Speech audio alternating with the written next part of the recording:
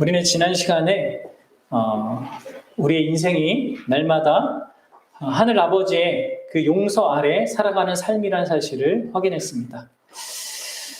여러분들, 우리에게 왜 날마다 용서가 필요하다고 했습니까? 우리가 그리스도의 십자가의 그 은혜로 말미암아 단번에 영원히 우리의 과거와 현재와 미래 모든 죄에 대한 완전한 용서를 받았습니다. 그렇죠? 그러나 우리가 이 땅을 살아가는 동안에는요, 여전히 우리가 죄를 지으며 살아갈 수밖에 없는 죄인입니다. 그 놀라운 용서를 받은 대상도 맞지만 또한 우리가 여전히 죄를 소유한, 죄를 가지고 있고 그 죄 가운데 영향을 받고 있는 자이기 때문에 우리에게는 날마다 하나님 앞에 용서를 구하는 그러한 모습이 필요하다고 했습니다. 그리고 그 용서를 구하는 그 목적은 무엇이라고 했습니까? 용서를 받지 않으면 우리가 버림받기 때문이 아니라 죄가 있는 상태로는 그 하나님과 그런 풍성한 그 관계를 누리지 못하기 때문입니다. 다시 말해서 용서를 구하고 회개를 하는 목적은 하나님과의 관계의 회복을 위해서 한다는 것이죠. 죄가 있으면요, 하나님과 관계를 온전히 누리기가 불편합니다. 우리가 서로에게 잘못한 일이 있으면 관계가 맺기가 어렵잖아요. 마찬가지로 하나님과의 관계 속에도 죄를 품고 있으면 우리가 하나님이 우리와 함께 하시다는 그 친밀함을 느끼기가 힘들다는 거예요. 하나님이 떠나 계시진 않지만 오히려 두렵고 또 가까이 하기 힘든 그런 불편한 그런 마음과 태도를 갖고 살게 되는 것이죠. 그래서 여러분들, 우리는 언제나 날마다 우리의 죄를 돌아봐야 합니다. 여러분들 매일매일 여러분 삶 속에서 하나님 앞에 범죄한 것들을 돌아보시는 그 시간을 꼭 가지셔야 합니다. 그리고 하나님 앞에 회개해야 합니다. 나의 모든 죄가 하나님 앞에서 궁극적으로 지은 것이고 내가 죄인이기 때문에 죄를 지었으며 이러한 죄의 용서를 하나님께 받고 싶다고, 그래서 하나님과의 그 풍성한 관계 속에서 살기 원한다고, 이러한 목적을 가지고 특별히 예수님의 그 십자가 그 보혈을 의지해서 여러분들 우리는 용서를 구하는 겁니다.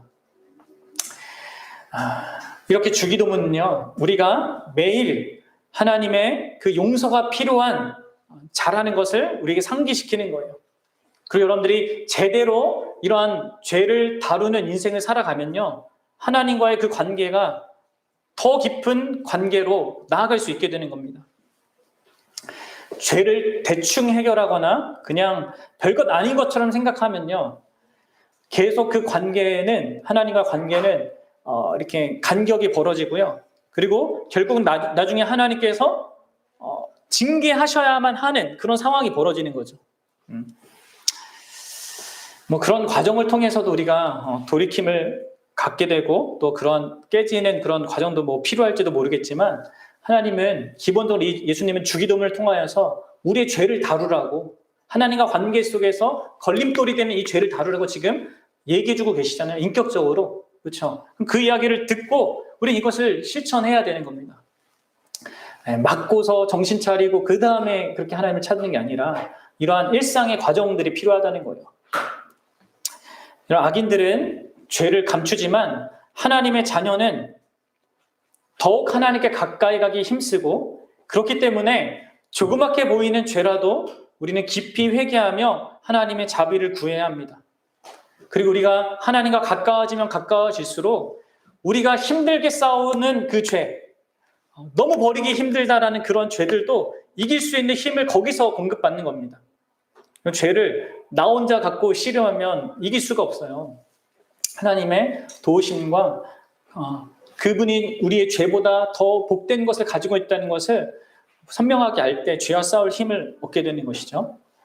사랑하는 여러분, 저와 여러분들이 이러한 하나님이 우리에게 요구하시는 이러한 삶을, 이 주기도문에 이렇게 내포해 두신 이 삶을 같이 함께 살아갔으면 좋겠어요.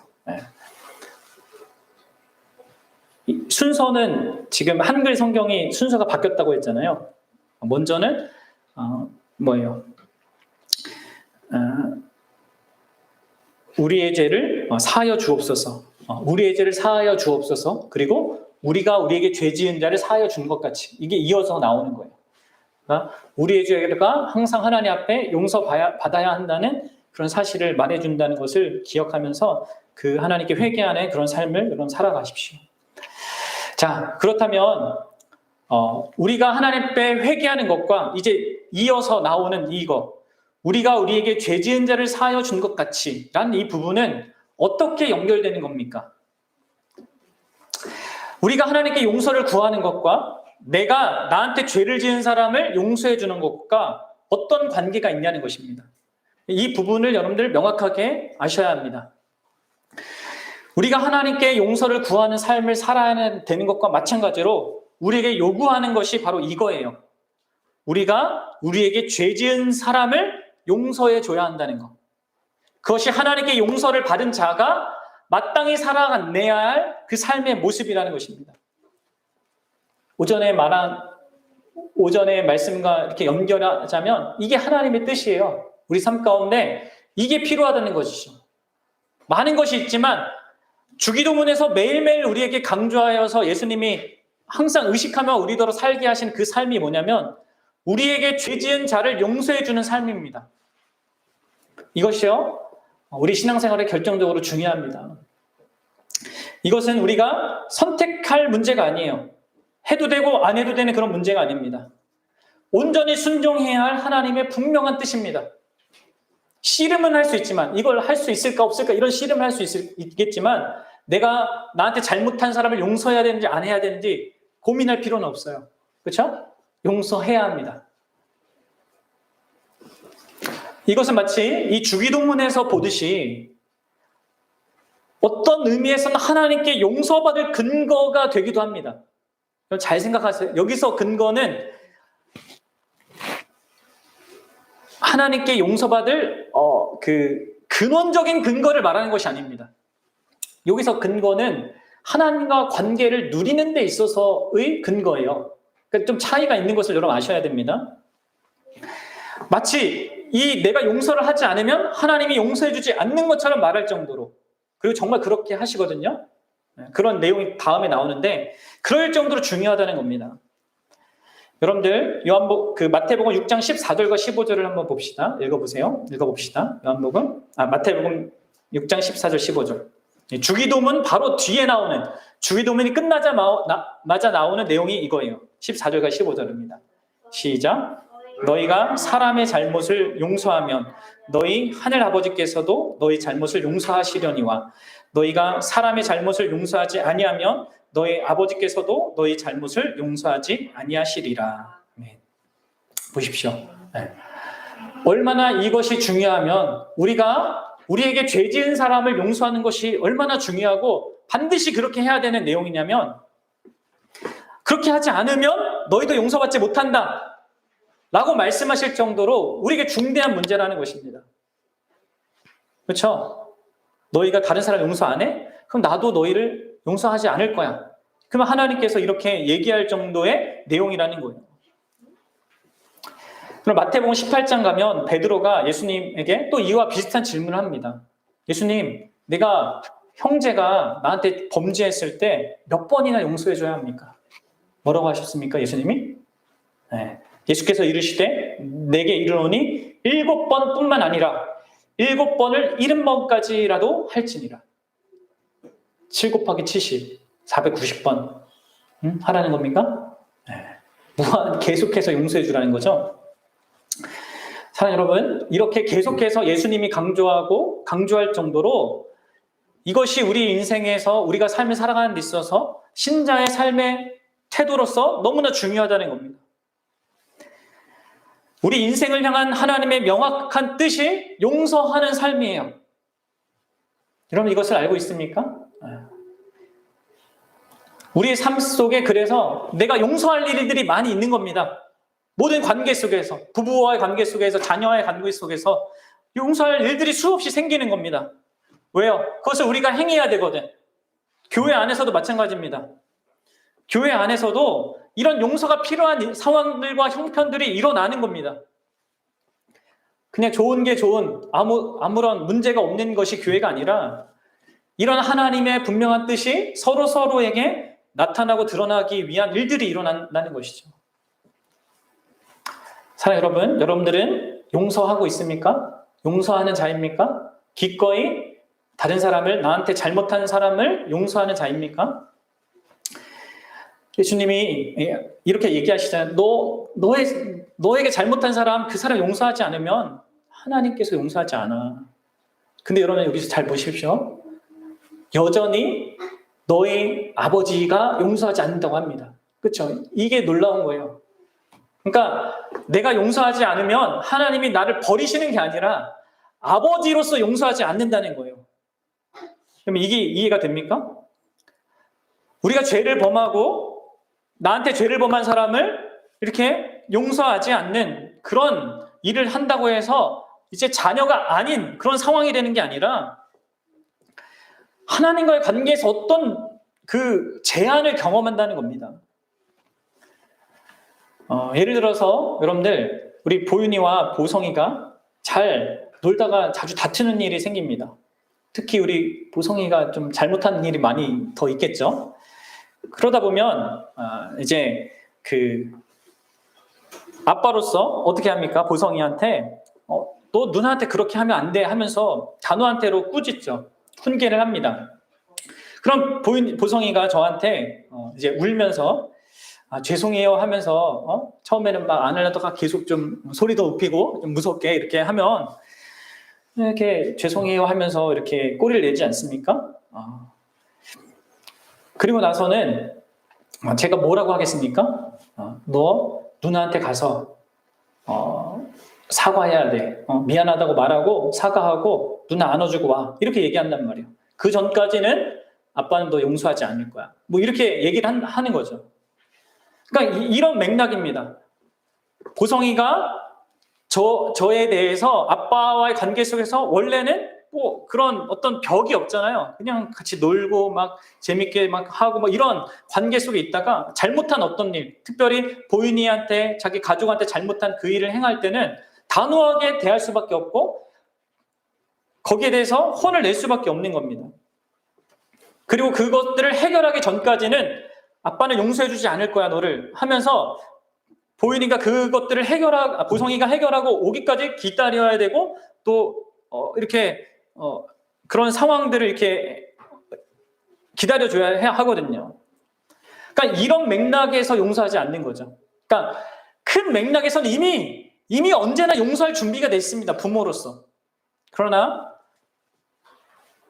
보성이가 이 보윤이와의 관계 속에서 맺는 어떤 것에 따라서 아빠의 그 사랑을 경험하는 그 측면에서는 다른 거죠. 뭔가 제한을 경험하는 거죠. 아빠가 나를 친절하게 그리고 사랑스럽게 대하지 않는 어떤 것을 경험하게 되는 겁니다. 바로 이런 맥락에서 하나님께서는 우리에게 용서를 행하라고 얘기하고 있는 겁니다. 사랑하는 여러분, 우리가 그렇다면 왜 우리는 이렇게 반드시 해야 되는 그 용서를 왜 해야 될까요? 왜 하라고 하실까요? 왜 하나님께 용서받기 위하여서 다른 사람의 죄를 용서하라고 하십니까? 여러분, 세상의 심리학자들은 다른 사람을 용서하는 그 이유를 바로 자기 자신을 위해서 하라고 합니다. 그렇죠? 피해자 자기 유익을 위해서라도 가해자를 용서해야 한다고 하는 거예요. 왜 그렇습니까? 피해자가 겪는 분노와 복수심이 피해자 스스로를 망가뜨리기 때문입니다. 그런 악한 감정에서 벗어나도록 스스로 용서해야 한다는 것이죠. 물론 이런 부분들이 분명 있습니다. 그리고 이것들을 고려하는 것이 잘못된 것은 아니에요. 하지만 성경이 말하는 용서의 그 중심에는요, 나를 중심으로 하진 않습니다. 그것이 성경이 말하는 용서가 아니죠. 성경이 말하는 용서의 중심에는요, 하나님이 계신 거예요. 하나님과의 관계 때문에 그걸 지금 요구하는 겁니다. 우리가 형제를 용서해야 하는 가장 중요한 이유는 무엇보다도 하나님과 우리가 맺고 있는 그 관계 때문입니다. 하나님께서 나에게 어떤 자이신가? 하나님이 나에게 무슨 일을 행하셨는가? 어떻게 그분의 놀라운 사랑으로 말미암아 그리스도 안에서 우리의 극악한 죄를 용서하셨는지, 또 우리를 자녀 삼아서 앞으로도 계속 용서하기로 하신 그런 대상을 우리를 삼았다는 것. 그 사실에 있다는 거죠. 나와 하나님과 맺는 그 관계가 내가 내 삶 속에서 용서해야 될 가장 중요한 근거라는 겁니다. 그래서 에베소서 4장 32절에서 이렇게 얘기하는 거예요. 서로 친절하게 하며 불쌍히 여기며 서로 용서하기를 하나님이 그리스도 안에서 너희를 용서하심과 같이 하라. 사랑 여러분, 타인에 대한 용서, 특별히 교회 안에서 우리가 함께 하는 사람들 간의 그 용서는요, 바로 나에게 큰 용서를 베푸신 분이 계시다는 것, 그리고 그분의 용서 아래서 매일 자신이 살아가고 있음을 믿는 사람에게 자연스럽게 나타나야 할 삶의 방식이라는 것이죠. 어떤 의무감이나 책임으로서가 아니라 내가 그런 사랑을 받고 있기 때문에, 그런 은혜를 받고 있기 때문에, 그런 용서를 받고 있기 때문에 그러한 용서가 나를 통하여서 흘러가는 게 마땅하다라고 지금 얘기하고 있는 겁니다. 그래서 예수님이 마태복음 18장 가면 1만 달란트 탕감받은 자 이야기를 하는 겁니다. 그렇죠? 주인에게 1만 달란트, 한 달란트는 1년치 봉급이거든요. 1만 달란트는 1만 년 동안 행해서 벌 그 돈을 탕감받았습니다. 그때 어떻게 합니까? 지나가다가 100데나리온 빚진 자를 만났어요. 한 데나리온은 하루치 품삯이에요. 100일 동안만 일하면 벌 수 있는 그 돈 빚진 자의 멱살을 잡고 왜 안 갚냐고 하면서 감옥에 쳐넣는단 말이에요. 이것을 주인이 그 1만 달란트 탕감받은 자를 부르지 않습니까? 그리고 이렇게 얘기하는 거예요. 내가 너를 불쌍히 여긴 같이 너도 내 동료를 불쌍히 여김이 마땅하지 아니하느냐 하면서 다시 갚아라 하면서 옥에 쳐넣는단 말이에요. 그러면서 예수님이 이렇게 다시 얘기하세요. 우리 마태복음 18장 35절 한번 보도록 같이 하겠습니다. 마태복음 18장 35절이요.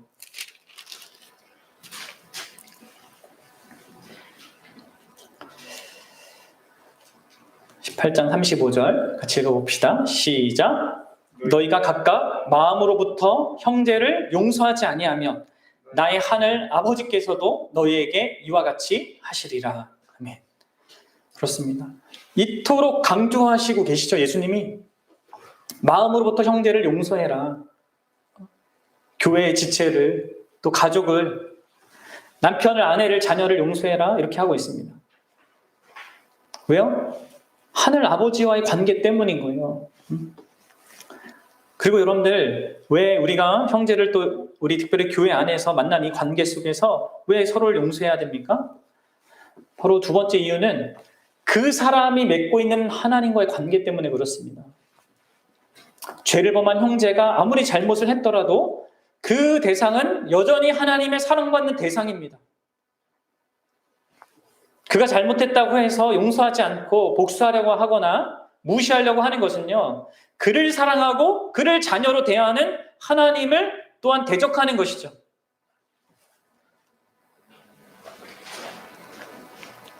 로마서 14장 15절에 보면 이런 이야기가 바울이 이렇게 얘기해요. 만일 음식으로 말미암아 내 형제가 근심하게 되면 이는 내가 사랑으로 행하지 아니함이라. 그리스도께서 대신하여 죽으신 형제를 내 음식으로 망하게 하지 말라. 음식 먹는 문제 때문에 막 문제가 있었단 말이에요. 그러면 서로 비난하고 이렇게 상처 주는 일이 있었단 말이에요. 근데 사도 바울이 뭐라고 합니까? 내가 사랑으로 행하지 아니함으로 말미암아 그리스도께서 대신 죽은 형제를 망하게 하고 있지 않냐. 그렇게 하지 말라 이렇게 얘기하고 있습니다. 그리고 고린도전서 8장 12절을 또 보면 사도 바울이 비슷한 맥락에서 이렇게 얘기합니다. 이같이 너희가 형제에게 죄를 지어 그 약한 양심을 상하게 하는 것이 곧 그리스도에게 죄를 짓는 것입니다. 그럼 보성이가 아니면 보윤이가 보성이에게 또 보윤이가 보성이에게 계속 잘못하잖아요. 그러면 부모의 마음은 그걸 용납할 수 없는 겁니다. 왜냐하면 다 각각 아무리 잘못했다 하더라도 사랑하는 자녀니까.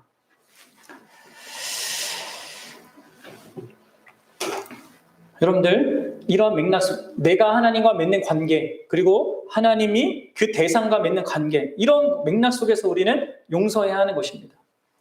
그리고 세 번째로 이 용서는요, 우리가 서로 사랑하라는 그런 하나님의 명령의 한 표현이기도 합니다.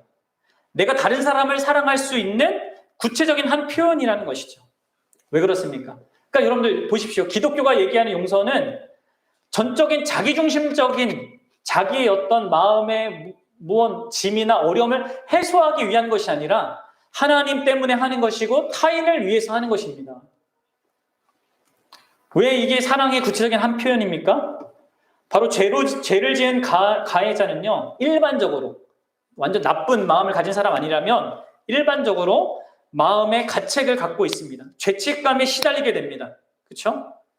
따라서 용서하는 것은요, 그 사람이 가진 죄책감에 짐을 덜어주는 거예요. 죄책감의 그 감옥에서 해방하도록 도와주는 겁니다. 그래서 우리는 다른 사람을 용서해야 하는 것이죠. 구약에 보면 요셉을 팔았던 그 요셉의 형들 있지 않습니까?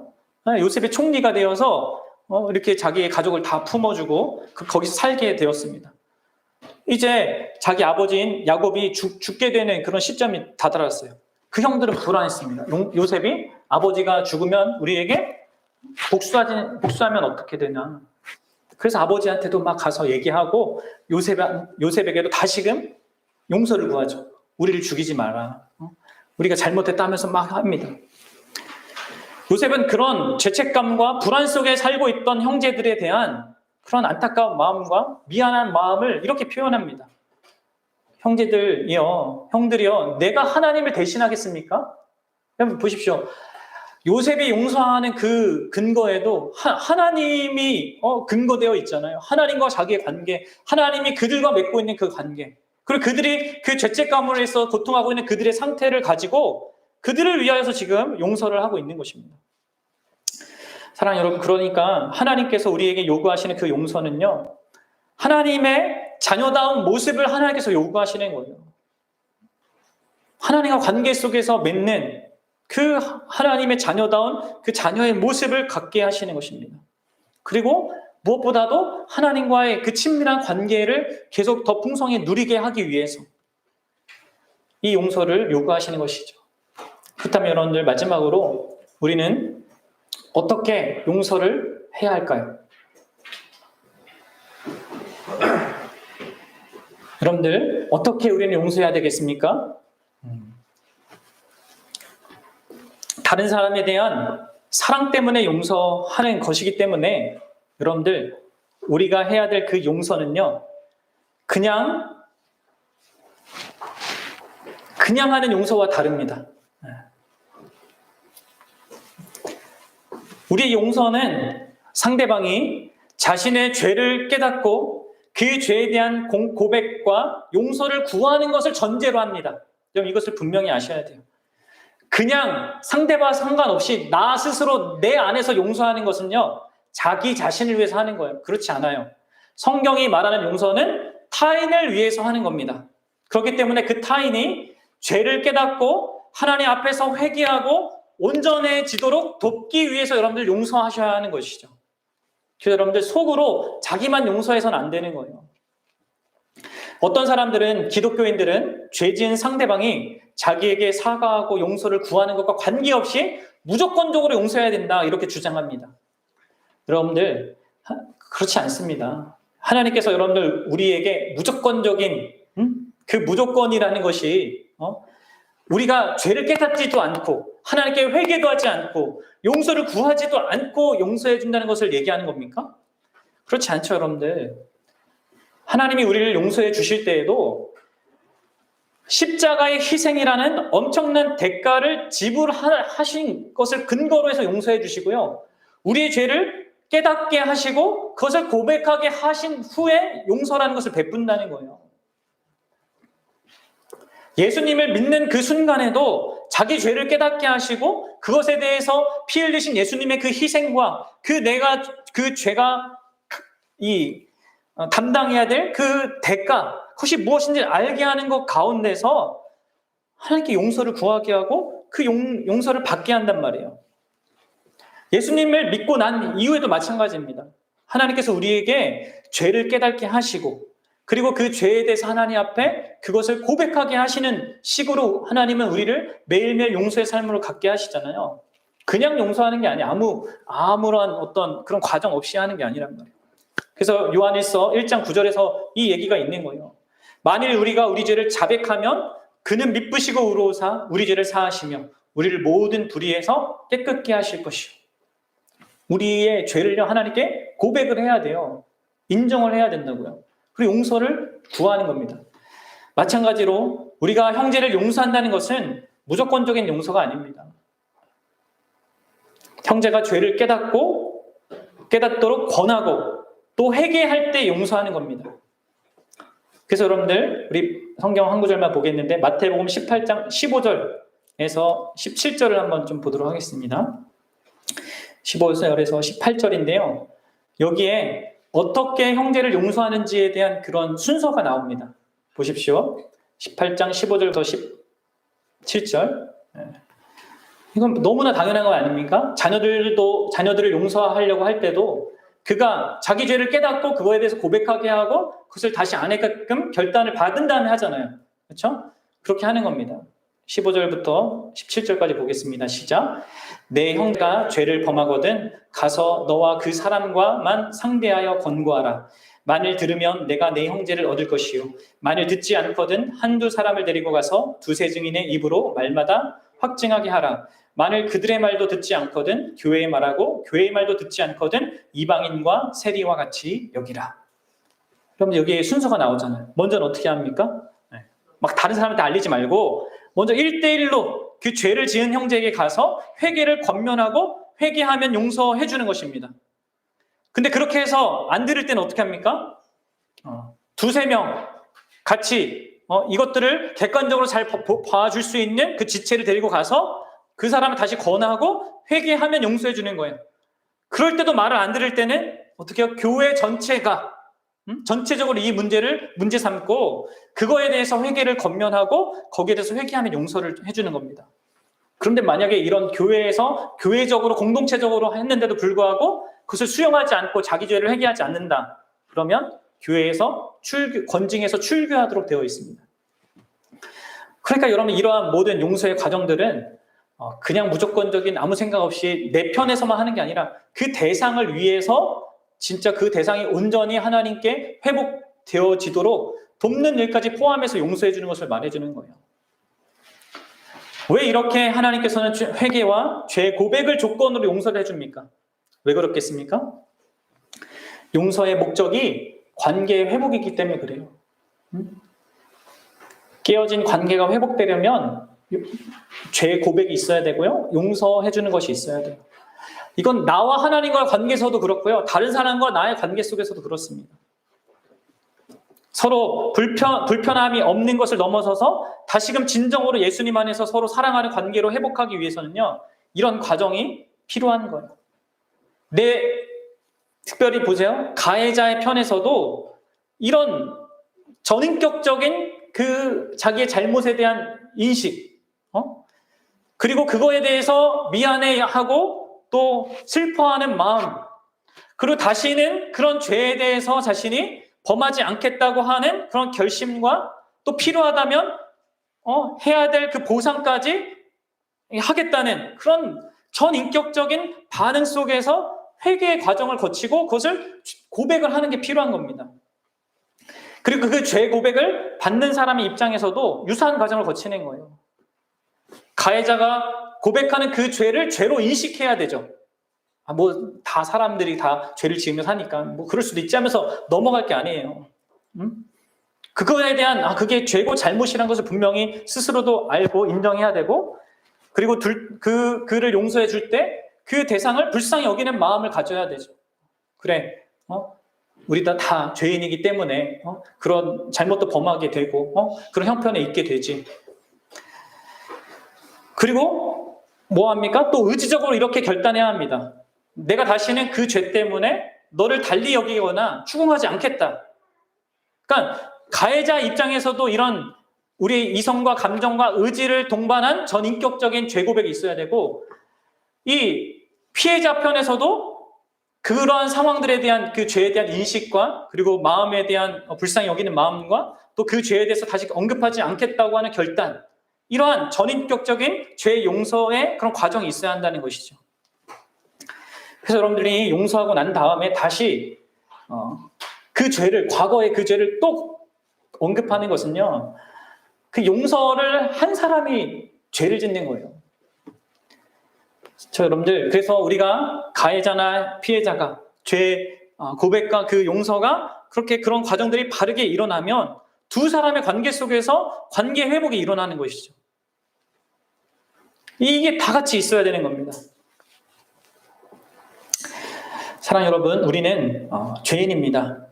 따라서 지체에게 죄를 짓기도 하고 또 다른 사람이 자신에게 죄를 짓는 것을 경험하기도 합니다. 그렇기 때문에 우리 교회로 살아가는 동안에 우리는 서로 죄를 고백하고 서로 용서해야 합니다. 하나님께서 우리를 먼저 용서하신 것처럼 우리가 서로 용서해야 한다는 것이죠. 날마다 하나님께 참된 회개를 통하여서 용서를 우리가 필요로 하는 것처럼 교회 안에서도 서로 용서해 주는 일은요, 계속적으로 필요한 것입니다. 어떤 의미에서 교회는 용서의 공동체라고 할 수 있어요. 사랑하는 여러분, 그렇다면 우리는 어디서부터 이 다른 사람을 용서할 수 있는 힘을 공급받습니까? 보네퍼가 이런 얘기를 했어요.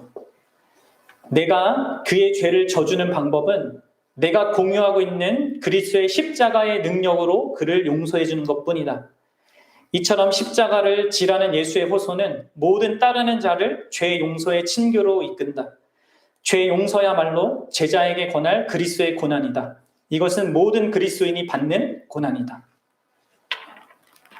죄 용서를 해주는 것이 십자가를 지며 살아가는, 예수님을 따라가는 그 길이라고 말씀하시면서 이렇게 말하면서 뭐라고 합니까? 십자가의 그 능력으로 그를 용서해 주라고 합니다. 결국 십자가를 바라볼 때 예수님께서 나를 용서하기 위해서 어떤 일을 당하셨는지, 겪으셨는지, 감당하셨는지 그것을 우리가 깊이 바라보고 또 믿고 또 거기에 감격할 때 우리가 다른 사람을 용서할 수 있는 그런 능력과 그런 힘을 공급받게 된다는 것입니다. 그럼 저와 여러분들이 그럴 수 있었으면 좋겠습니다. 분명히 그 용서하는 삶은요, 쉬운 삶은 아닙니다. 보네퍼가 얘기하듯이 그리스도인의 고난입니다. 감당해야 될 우리의 십자가입니다. 그러나 그 길은, 고난의 길은 영광스러운 길이고요. 우리에게 그 십자가의 은혜를 베푸신 그분을 진정으로 높이는 그런 복된 길이라는 거예요. 그 십자가의 능력으로 여러분들이 서로를 용서하시고 또 기꺼이 또 죄를 고백하시고 그로 말미암아 복된 관계를, 주님께 허락하신 그 복된 관계를 누리며 살아가는 귀한 주님의 자녀들 되기를 주님의 이름으로 축복합니다.